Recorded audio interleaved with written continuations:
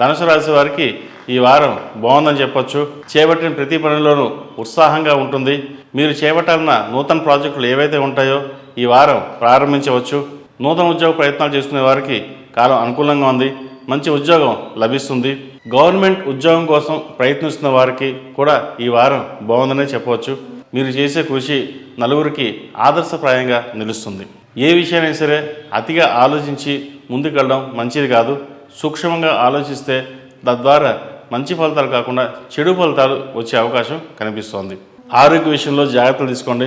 చిన్న చిన్న ఇబ్బందులు ఉండే అవకాశం కనిపిస్తోంది. ఈ రాశిలో జన్మించిన స్త్రీలకు ఈ వారం బాగుందని చెప్పొచ్చు.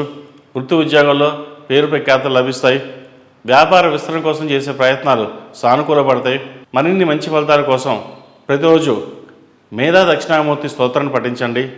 అలాగే మేధా దక్షిణామూర్తి రూపుని మెడలో వేసుకోండి. మంచి ఫలితాలు సంప్రాప్తిస్తాయి.